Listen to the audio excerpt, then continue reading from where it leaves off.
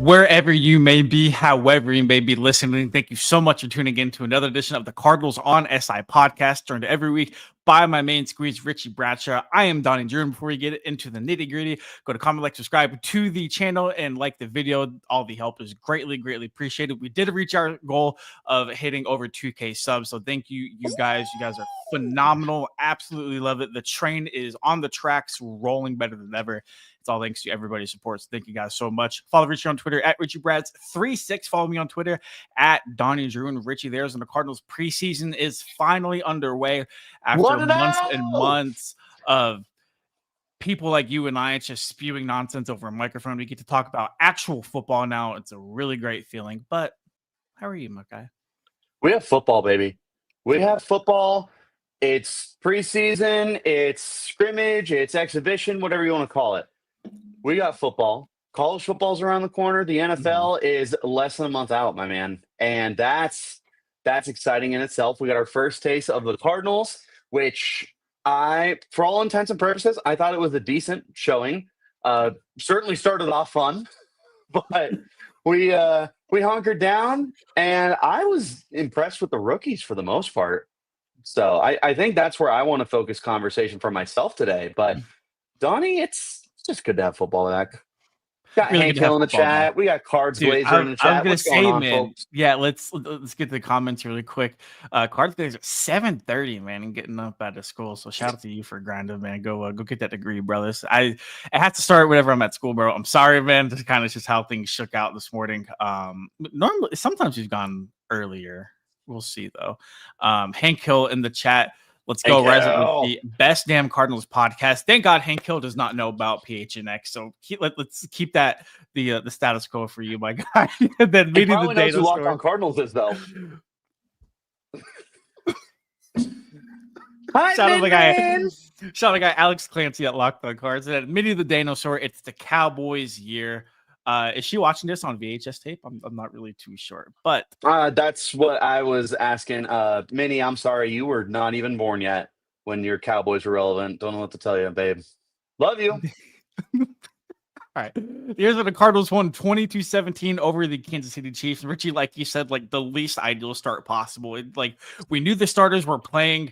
It's like, all right, Mahomes, Kyler Murray, like we're getting it. Like we're getting some good football to start this off. First kickoff, fumbled. Mahomes scores 2 plays later. Second kickoff, fumbled. They recover it. Kyler Murray, interception. And then they go down the field. Mahomes, they said they were going to play the Chiefs starters for like 1 quarter. Mahomes played 3 plays to the goal line, and Andy Reid was like, yeah, he's good. He's good. He looks Super Bowl ready already. Get him out of there. He completed 100% of his passes for a touchdown. He did. It's really hard to complain like that.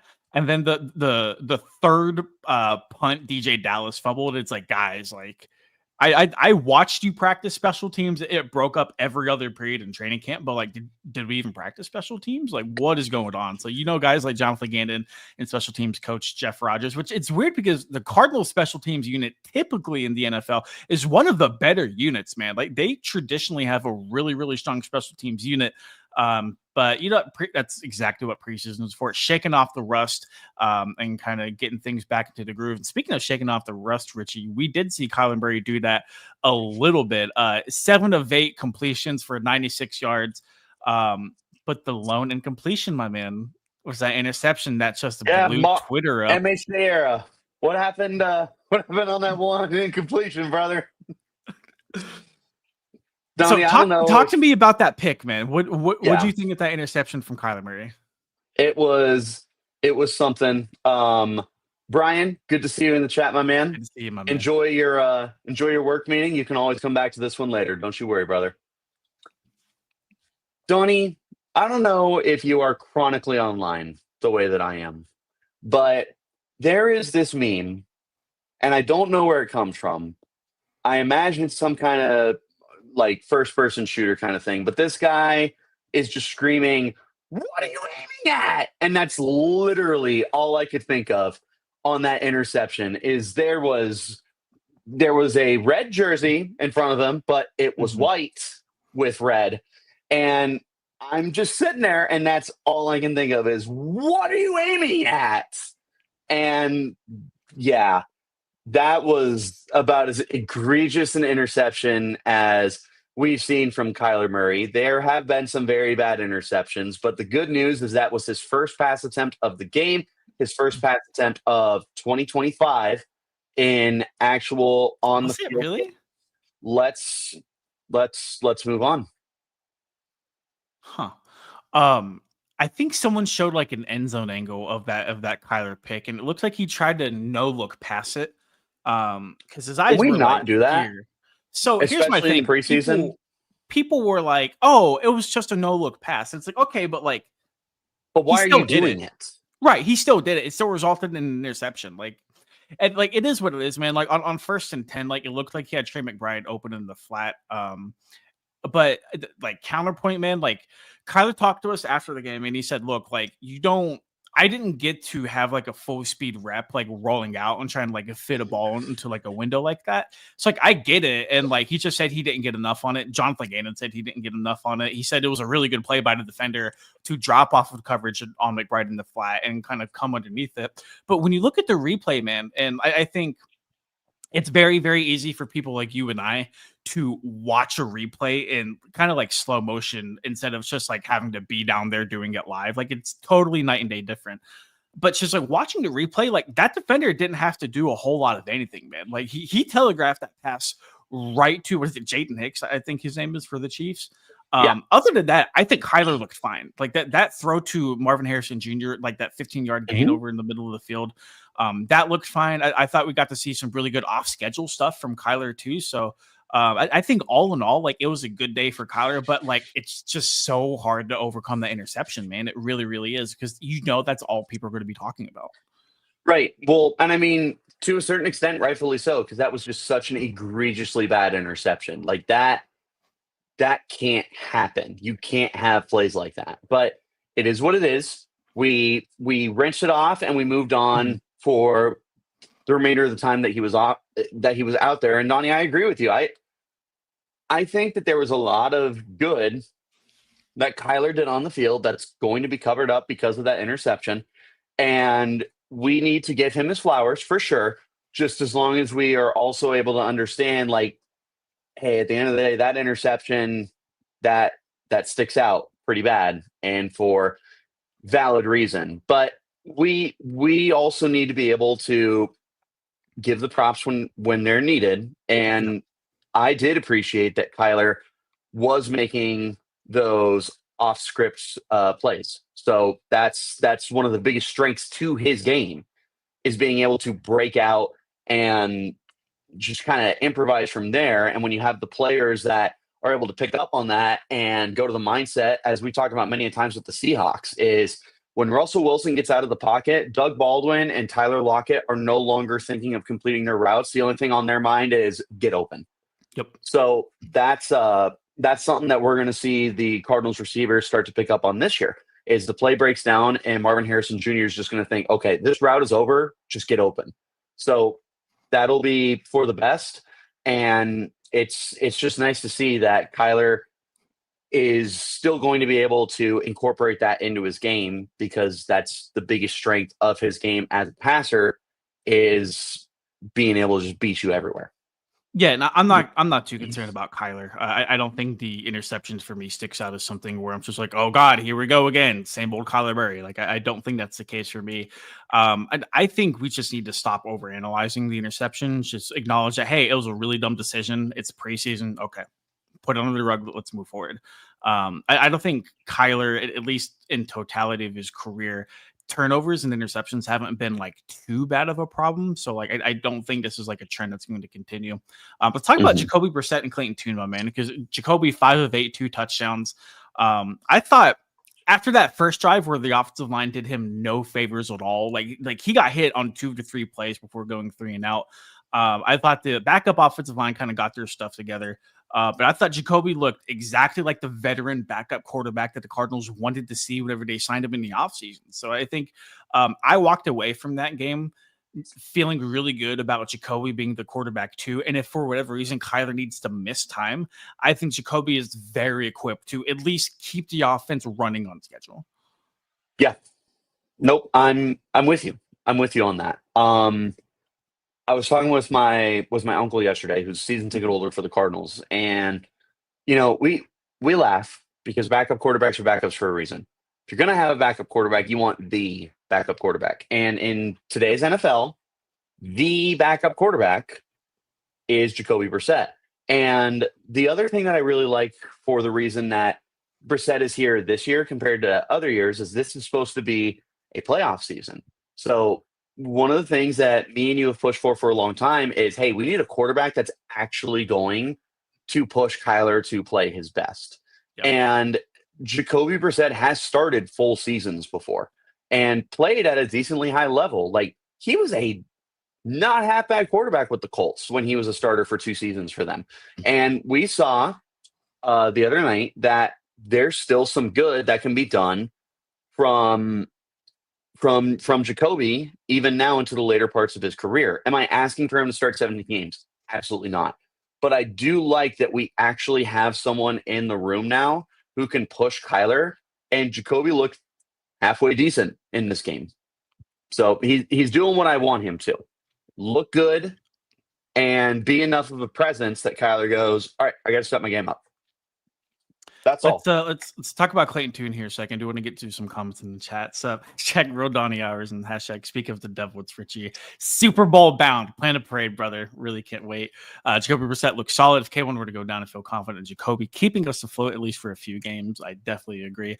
And then shout out my man Derek Bell in the chat. What's the word on Walter Nolan, fellas? I was told Walter Nolan could possibly be ready for week 1 of the regular season. They're kind of wait and see. The only not the problem, but I think the Cardinals really learned from what happened with Darius Robinson's calf injury last year, and not trying to rush him back, but he did suffer a setback last year whenever he tried to come back. So I think in a very deep Cardinals defensive line room, Richie, where there's so much talent from top to bottom, they don't feel the need to get Walter Nolan out there as soon as possible. And I think that number one, that's a luxury. Number two, because of that, they're not counting on Walter Nolan to be a productive monster from the first moment he steps onto the field. He's around the facility, he's in meetings. Everybody has said really, really good things about Walter Nolan. I think week 1 is still kind of like 50-50 up in the air for him to make a return, but it does sound like the calf injury wasn't too serious at all, which I think is a very, very good sign, obviously. Very much so. And right now, especially with the depth that you have, you shouldn't be forcing Nolan to get back onto the field. I like what you bring up with Darius Robinson, and I like even more that we don't need to look at this as like, man, he's one of our best players. We have to get him out there because is he one of your best players? Yeah, we know he is, even though he hasn't taken a snap of NFL football yet. We know he's one of your best players, but knowing that you have the guys present to be able to get by in the meantime, you're going to take that and run. And one of those guys, who we'll talk about later, LJ Collier, looks pretty good. Did look pretty good. There's a lot of guys in that defensive line that looks pretty good. Carlson says, people have a problem with K1 immediately going into a street close after his day was done. Seems like an overreaction and quote-unquote reaching for hate straws. I haven't heard that before. But what says you? Yeah, like people... Well, yeah, what are we doing? It's a preseason game. Yeah. Why do you want him still in his pads? You think he's going to go out in the 4th quarter? No. I tell you what, man. I think to be critical of Kyler Murray's play is one thing, but like Kyler for sure is the most polarizing athlete I've seen on the years on the sports scene. That's crazy, man. That's crazy generational hating work. To look at Kyler in street clothes and be like, oh, what's he doing? He doesn't love the game. He doesn't want to be there for his teammates. He's not suited up. Like, he knows he's not going back in, man. Even if like something happened to Jacoby Brissett, like it's the Clayton Ton show that the rest of the way. That's crazy. People were actually saying that. I can't believe people are saying that for a preseason game. That's wild. That is some serious haterade right there. Yeah, from somebody who has the haterade cooler right here in the corner of this room. That's wild, brother. Any thoughts on Clayton Ton? He should not be on an NFL roster. Yeah, it seems like he's been here too long. The decision for the Cardinals to keep 2 quarterbacks looks easier and easier every day. And that's no disrespect towards Clayton. the one NFL start he had, I feel like he kind of got thrown to the wolves, like on the road against like what was then the top ranked Cleveland Browns defense before Cuader came back. I don't think they did him any favors, but also at the same time, like he's just clearly like not a guy who's capable of backing up Kyler Murray. Right. Is what it is. My man TD, shout out Arizona Sportsman, man. What's been your favorite era of the Big Red the mascot and why? You know what I'm gonna say, Tyler. You know what we're gonna say. I'll say it's Ruby Rose. That's been my favorite moment with Ruby Rose and Big Red. There, I said it. I got nothing, man. I don't know why you guys got inside jokes going on a podcast. No, it's not an pretty inside crazy. joke. That picture Ruby Rose took of Big Red, the Cardinals mascot, with Ruby Rose like bent over in front of her. You haven't seen that? Who's Ruby Rose? Oh, brother. Okay. I'll talk to you about that after the podcast. This is a family show.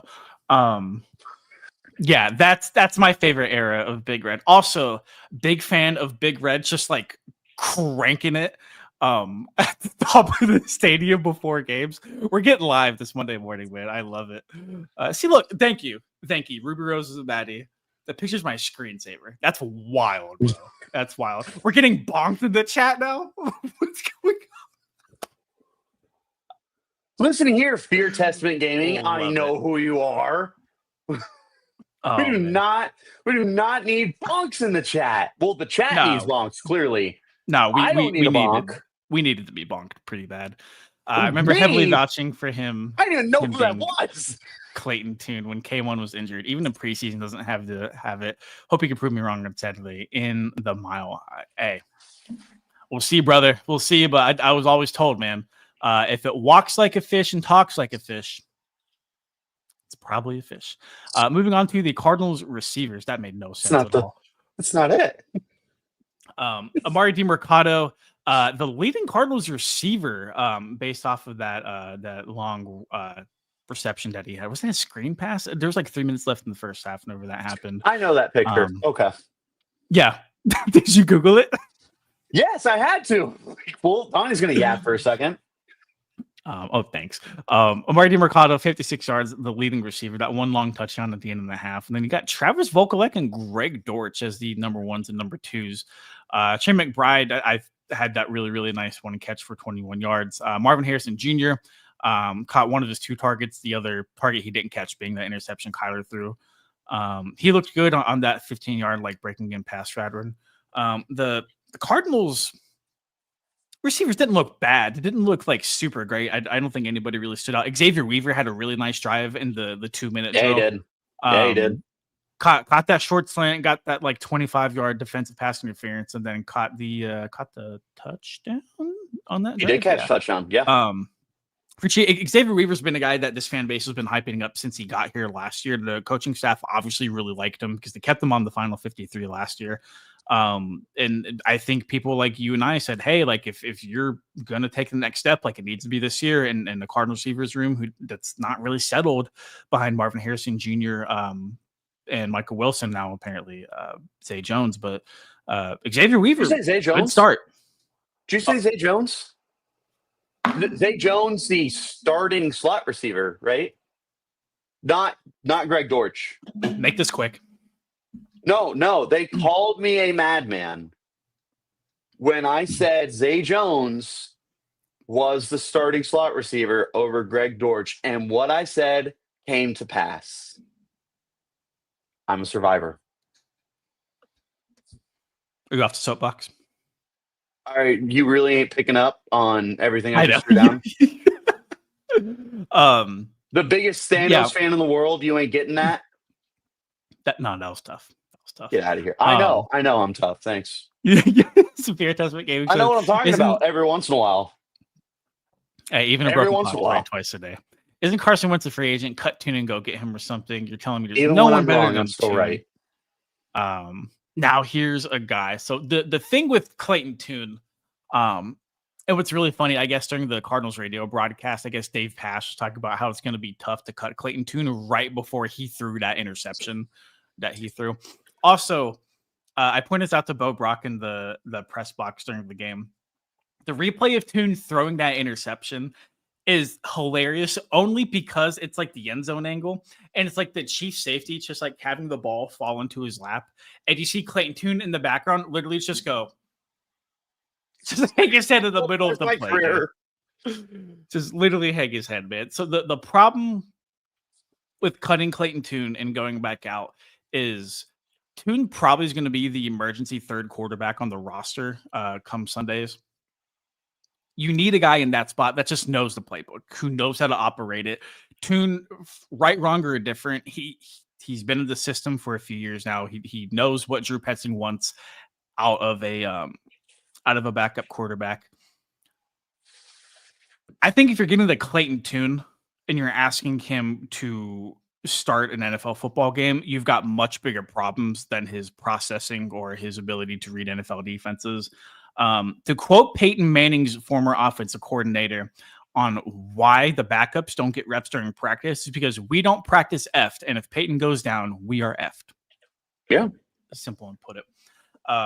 Cardinal Sin says, Darren Hall on the right path to become a week one starter. Absolutely not. And that is coming from the biggest Darren Hall supporter. I was driving that hype train off of the you-know-what rails last year. But there's no way in hell Darren Hall is a starter. I hope he makes the final 53. I think he certainly deserves it. Week one starter, no. But he does wear a lot of hats. He seems to make plays every time he steps onto the field, and I'm a really big fan of that. We saw the week one starters. We did. We did. Saw Max the week Duggan, one Will starters. Johnson, and Garrett Williams. Yep. 100%. Thoughts on Trey Benson? I thought Trey looked good. I have such a hot take for this Cardinals community and all 6 people tuning in live right now. I do not think it's going to be a 50-50 split this year in the Cardinals backfield. There's so much hype about the Cardinals having 2 different RB1s. We've heard the players say it. We've heard the coaching staff say it. I'm not buying it. I still think James Conner is the workhorse running back in Arizona. I don't think it's going to be some crazy 80-20 split, but I also don't think it's going to be this like 55, 45, 60, 40 split everybody keeps hoping and dreaming. Like, I still think it's James Conner's backfield. I really, really do. That being said, I think Trey Benson, whenever he gets vertical and he doesn't dance behind the line of scrimmage, when he just hits the hole and gets north and south, I think he looks great. I do. I really, really do. I think he looks like a strong RB2. And that's what you need from him right now. Because I'm with you. I don't foresee this being RB1A, RB1B. I don't foresee it being 50-50. I do think by some point in the year, it'll be closer to 60-40, but I'm with you, Donnie, that this is still James Conner's backfield. He has not done anything to surrender James Conner touches. And no matter what Trey Benson does, until James Conner has proven the wheels have fallen off and he is no longer the reliable stud that he is, I don't see a reason to suddenly cut the ties there with him, because he's still a very good running back. That is an above average starter. That's a plus player for your offense. It's a good football player. And those are the guys you just need to surround your offense with. There's no reason for the Cardinals to slow him down right now. Now, if you get to a point again where you see the wheels are falling off or the age is coming up and the tread on the tires is wearing, sure, then you can see it. But until further notice, I mean, unless Trey Benson truly does come out the gate and just completely outperform Conner on minimal touches, it's just not going to happen. So I am very happy with what we saw out of Trey Benson. I thought he did have a good night. I think that he's had a good camp. He has a lot of hype and everything. I still believe in him to be the future of this backfield. Dan knows ball. What's going on, brother? Good to see you check in. But it's not now. Yep. It's not now. And they just gave Conner an extension, so keep that in mind that the team still sees him as the bell cow. I do think we see more of Trey Benson. I think yes. Very much. With James Conner now on the wrong side of 30, they want to keep him healthy. I think Trey has earned more touches. I think he's going to get more opportunities. I just don't think it's going to be this close 1A, 1B Lions backfield that everybody wants to happen in Arizona. I could very well be wrong. Would not be the first or the 1,000th time. I just don't see it like that. Unless something changes, I don't see it like that. Also, Richie, I don't know if you picked this up in the chat, brother. Someone threw you a bone, my guy. Chiefs had a nickel for every pick, airball right to them. They have 2 They would nickels, have 2 nickels, which isn't a which isn't lot. It's much, weird that it happened twice. but it's weird it happened twice. The great Dr. Doofenshmirtz said that once. Oh man. I thought Michael Cuader looked okay for the amount of touches that he had. The Cardinals have, dude, it's not a sexy backfield, but I think they have a pretty deep room. I really, really do. I think Amari we need to DiMercato, start getting man. that Amari DiMercato hype train going. Dude. Like, he's been here a few years now. Something about the end of halves, quality. man. Brother, something about the end of halves, bro. End of halves on those little dump offs. Let's get him. Are you ready for this poll? Are you ready for this poll? Let's get him the Larod Stevens howling treatment and just hype this dude up. That's nasty, Richie. I don't know if you remember how much Larod was loved by fans in his heyday. Let's get that going again, because I miss Larod Stevens howling in his prime. One stream we need to do one day is sit around for like an hour and just name like obscure Cardinals players. Obscure Cardinals players? Yeah. Not now, but like just like in the future, just like a random like Saturday night where we're both having a few Dr. Peppers. I can't remember the guy's first name. He was a tight end with the last name Spock, but it was not spelled Spock. Someone can help me out with that, please, and thank you. Cardinalson says, I love our running back room, yet I'm still a big salty we didn't get Scattaboo. Even though we had bigger needs, I still wanted him. I'm so happy they didn't get Cam, man. They did not need Cam Scattaboo in the 3rd round. And he's hurt right now. Isn't he? Does he have like a hamstring issue? I couldn't tell you. I've not been dialed in with any NFL that's not the Cardinals or slightly the Ravens. Honestly, it's college football right now. Gotcha. I was going to say that the Locked on Sentinels host, go subscribe. Doesn't know. I guess so. That guy is absolute trash anyways. So. Huh. I've been told. Yeah. Flipping things over to the defensive side of the ball, Richie Bradshaw. Cardinals on SI Podcast. Please like, comment, subscribe below. The support is definitely appreciated. I want to highlight 2 guys. One of them's already been highlighted in the chat. Darren Hall and Keaton Crawford. Both came away with interceptions on the day yesterday. For young guys looking to make the roster, you need to make splash plays. You need to do things far beyond the box score, and you need to generate turnovers. And that's exactly what both of them did. So I just wanted to highlight them. And then, dude, that Cardinals defensive line, that first unit, that second unit, that pass rush, man. Jordan Burch looked really, really good. Xavier Thomas looked really, really good again, man. Like we're talking, man. We are talking about like a very good and a very deep Cardinals front 7 unit, bro. Donnie, I was impressed because I was not expecting to see Jordan Burch pop the way he did. But yeah, you see a dude as big and as strong as he is, it makes sense that you're gonna find him being able to play as dynamic as he was. And Xavier Thomas, again, is continuing to show why he should stick around with the team. Like, he's great depth and everything. But you have 2 of the same looking guy, and both of them looked very effective. And Burch had a sack, but it got wiped out by a penalty. So that was a stud. That was a very, very good play for him. He looks like a good football player. I was not expecting to see him there step up. It's a cold day in hell. Cold day in hell. It's a cold day in hell. It's a cold day in Arizona. Yeah, dude, just it's really exciting to see that depth come to fruition against like other live competition, against like a very deep Chiefs team who they've made the last 5 out of 6 Super Bowls, some like crazy stat like that. So you can't control who you play, right? I feel like you could have said 10 out of 11 and you would have been yeah, sounds about right. Feels like it. You can't control who you play, but like to go up against like the defending AFC champs and like a very deep talented roster and like to do what you do, like pretty solid. Secondary wise, like Will Johnson had kind of a shaky start. I don't agree with that first flag they threw on him on the Chiefs opening drive near the goal line. I thought he rebounded quite well. I did not think Denzel Burke had the best of debuts. He was torched on an overthrown go route, and then he was caught for holding, I believe it was, like a few plays later. Not the best debut for him, but obviously he's played a lot of really good football. And like, you're not expecting Denzel Burke to look like a first round pick in his first preseason game. So he had a lot of snaps though, and I do appreciate that they got him out there as much as he did. He had the most snaps for a defender.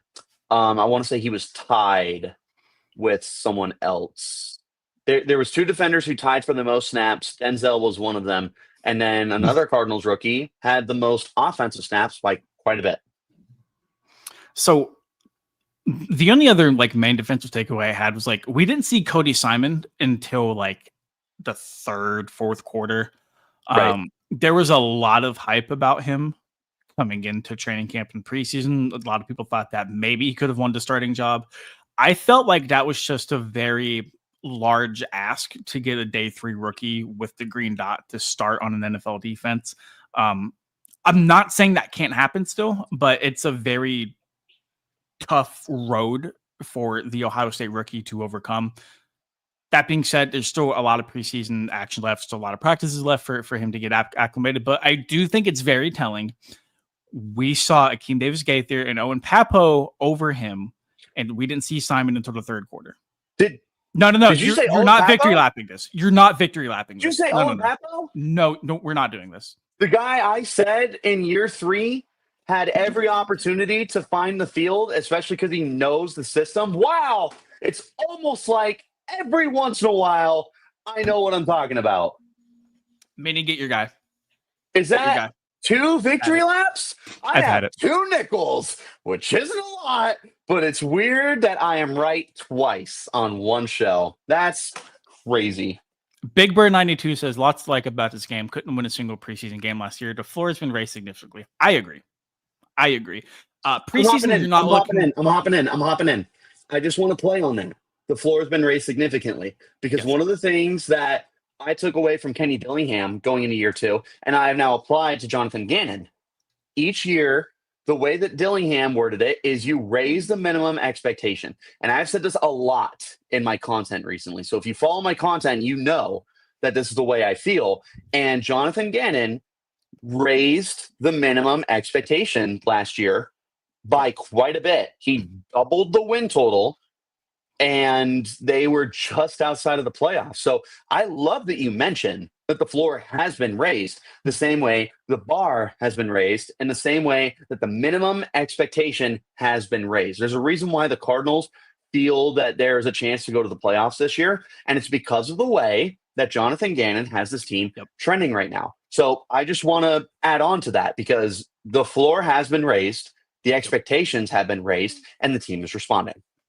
Thank you. Back to you, Donnie Drew. Thank you. I went on the Believe in Arizona Cardinals podcast last week, and one thing I brought up is we haven't seen Jonathan Gannon coach a team with expectations in Arizona. He got here in 2023, complete rebuild. They had me and you playing on the defensive line for them. They 2024, 2024, they had they didn't really have any expectations. You wanted to see some improvement. We didn't know exactly what that improvement looked like. We really couldn't agree on like a nice like parameter. But like you said, ended up doubling their win total. Narrowly missed the postseason. They only got better over the offseason. There are legitimate postseason expectations now. I think you and I kind of differ on whether it's like playoffs or bust here in the desert, but regardless, they realistically should be in that conversation whenever the season's over, right? Mm-hmm. This is the first year we've seen Jonathan Gannon really arrive into an offseason or a regular season and go, okay, like we're supposed to ball, but let's see it. Right. Let's see it. And I think that got off to a good start because they overcame the early adversity in special teams. And you don't coach preseason games to win them. Like you're not game planning. Like you're not really doing anything. You're just trying to evaluate your own guys. Yeah. That being said, like there is something to say about like Gannon's ability to like get the best out of his guys, not only the starters, but like the bottom guys on the depth chart too. So I think that's really exciting. I think he's evolved a lot as a coach over the last 3 years. I think the team's identity and culture has evolved a lot over the last few years. And it's really, really exciting, man. David, hello from Scotland, man. The fact that our backups won the game for us shows how deep that squad is. Shout out to you. Okay. Scotland in the house, dude. No Love kidding, dude. I love that. Yeah, thanks for checking us out, man. Shout Really out. appreciate it. Yeah, Well, big dude, shout out to you, man. This is probably what our friend is watching as he's getting ready to wind down for the night. So hope you had a good day out there. It's a 6:30 in Scotland, according to Google. So hopefully that's accurate. Is that it? Yeah, shout out to you, man. Later. Yeah, thanks for tuning in. Appreciate that, David. In Scotland, brother. Big Bird 92 said it's funny because there's clear expectations internally. The team has to perform this year outside the general NFL landscape is still on the cards. I would agree. I feel like everything I've read from like the national media or heard or consumed, however you want to phrase it, is like, oh, like the Cardinals like could be a sneaky team this year. Like they're talented, but it's a really tough NFC West. And you talk to guys in here, they expect to make the playoffs. They 100% expect to make the postseason. So I do think that's kind of funny. And like as they should. And I know it's so cliche. It's like, oh, like our goal is to win the Super Bowl every year. Like you have to say that, at least whenever you're speaking to like reporters like me and you. But I'm tired. I'm so tired. I'm so tired, man. Get me out of here. I'm in this hellhole right now. Cardinals in 96 says the floor being raised is an understatement. See, I'm so thrown off, mainly because expectations have been low since the end of the 2016 season. You do look like a Krusty Krab, my friend. It's way too early for this, man. I haven't even started my day yet. What are we doing? It's 10:40. What do you mean you haven't started your day? I need caffeine so bad, man. Oh my goodness. I'm empty. I need a new one. I would agree. The floor being raised is an understatement. And it feels like there's like a genuine buzz about the Cardinals here for the first time in a while, man. Like it's like there's excitement for football season. There really, really is. And that's awesome.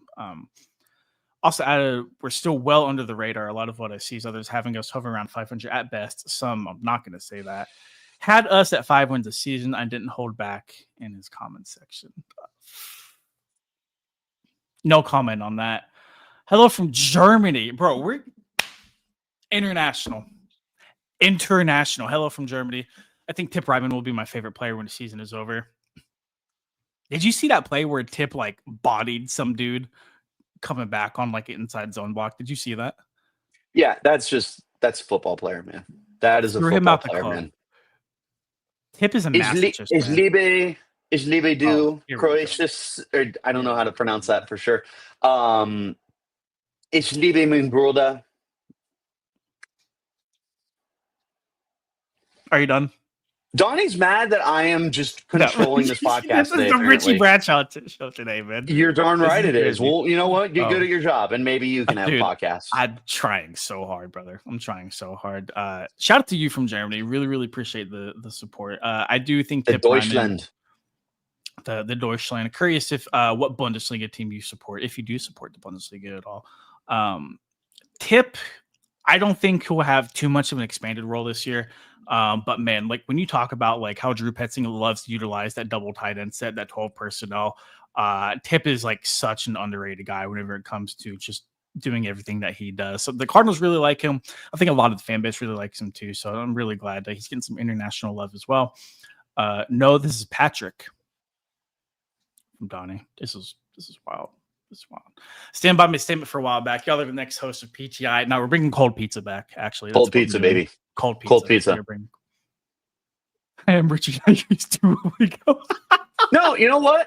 No, throw up the other comment that you're too scared to throw up. Which one? This one? There you go. Yeah, be more like me. Get good at your job.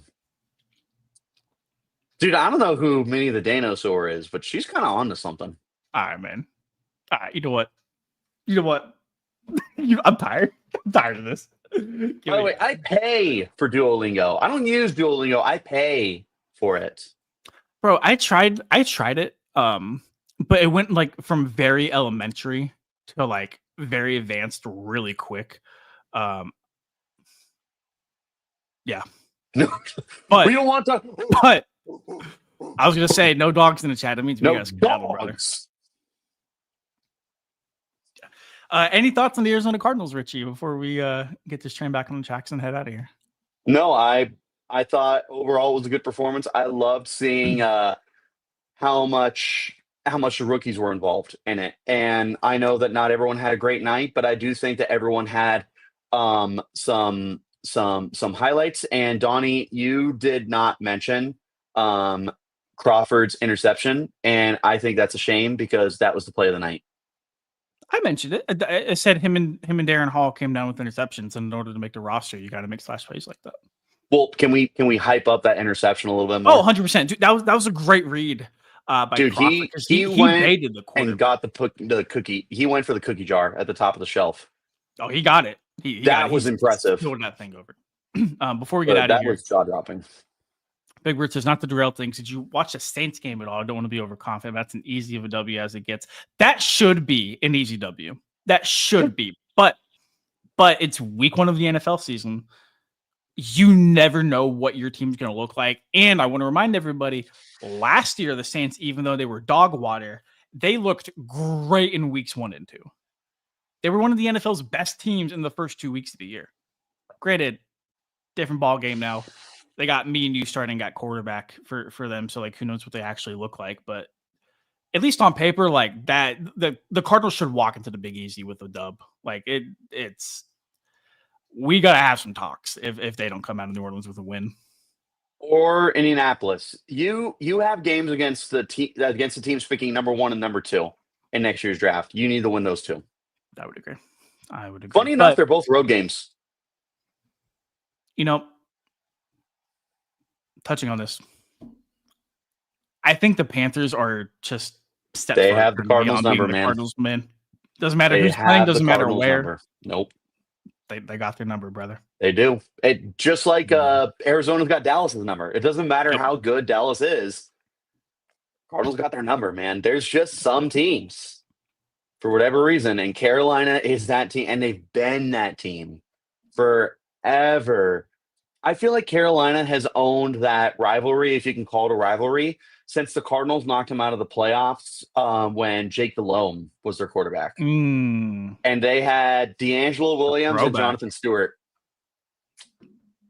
What a great backfield. What a great backfield. Steve Smith Sr. was catching balls. Jordan Gross was their starting tackle. John Beeson was playing linebacker for him. Donnie, we can go on all day, baby. We could. We're going to wrap this up. Big Bird 92 says, I'm going to the Panthers game. Last 3 games I've attended, the Cards have won. You are the good luck charm, brother. An unstoppable force in the Panthers. He's an immovable object in Big Bird 92. Oh, man. The show is free. It is free to subscribe. So if you haven't subscribed already, please do that. For Richie Bradshaw, I am Donnie Druin. You can call him Richie. You can call me tonight. Thank you so much for tuning in to another edition of the Cardinals on SI podcast. Follow Richie on Twitter at RichieBrads36. Follow me on Twitter at Donnie Druin. We'll catch you guys a little bit later this week to preview the week 2 game against the Denver Broncos. Richie is bamboozled, and so is everybody else. That was tough, man. I'm not going to lie. I appreciate you. That was tough. We'll catch you guys.